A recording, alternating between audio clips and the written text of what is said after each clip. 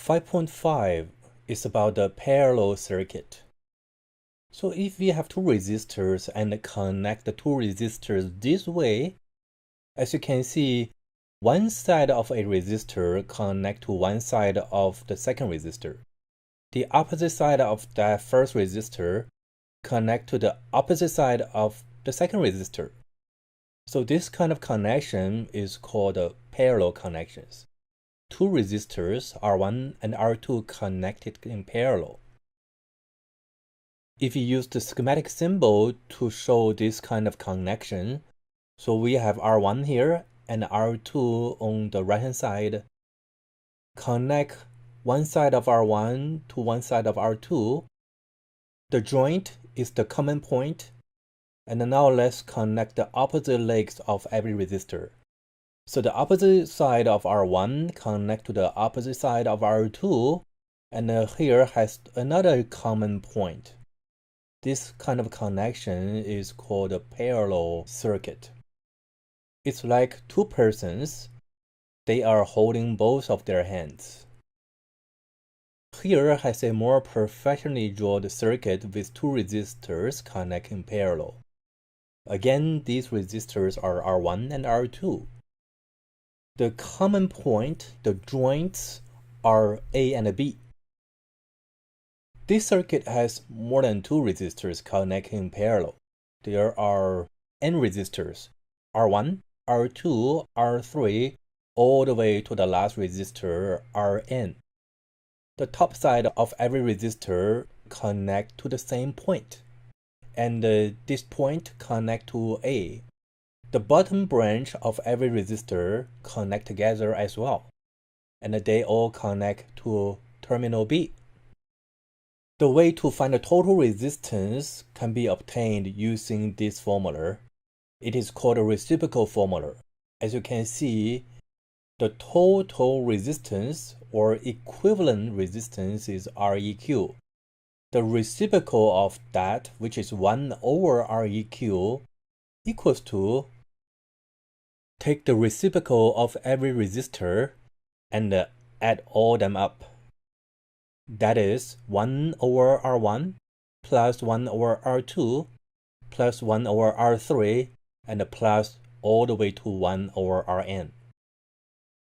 If you know the sigma notation, with sigma here, the Greek letter sigma, the below I equal to 1 means index from 1, and then the top n means all the way to index n, and the inside is 1 over R sub I.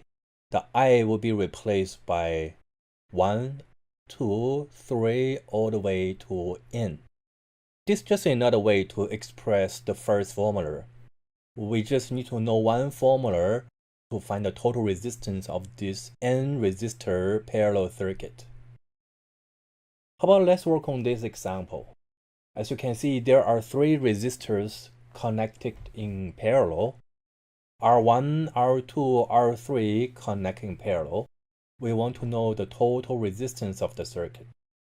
So put the circuit to the side, and here we have that note. Since there are more than two resistors connecting in parallel, we should use the general formula. Write it down for three terms. 1 over the total resistance RT equals to 1 over R1 plus 1 over R2 plus 1 over R3. We only need three terms. And then substitute the resistor values.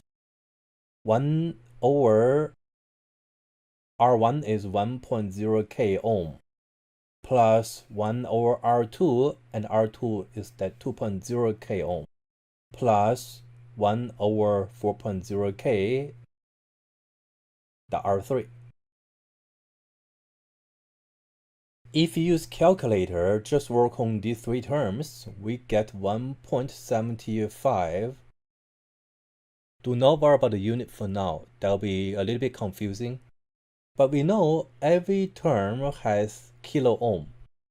After doing the math here in the expression 1b, we know the resistance unit need to be kilo ohm. That won't change. So here 1 over R total equals to 1.75. If we take reciprocal on both sides of the equation, so which means we flip the 1 and RT on the left hand side of this equation, and then on the right hand side we just take reciprocal of it. RT or RT over 1 is 1 over 1.75. So RT equals to 0.5714. The unit is kilo ohm because all resistor has kilo ohm. And now we can change here to equivalent engineering notation. This number equals to, if we multiply the K to the number, is 571.4 ohm. Let's go back analyze this simpler parallel circuit, which is a circuit that has only two resistors connected in parallel. They are R1 and R2. If you have two resistors connected in parallel, we can find the total resistance simply use this formula. And there is the proof. We can use the general formula, the long reciprocal formula, and only take two terms to find out this formula. This formula, the RT, the total resistance of these two parallel resistor circuit, equals to R1 times R2 over R1 plus R2. A note here is this formula only applies for two parallel resistor circuit. If the circuit has more than two resistors connected in parallel, we have to use the general formula. This formula does not work. Let's look at this example. The question is, what resistors are connected in series and what resistors are connected in parallel? The second question is, what's the voltage across each resistor? As you can see, R1, R4, they connected in parallel for sure.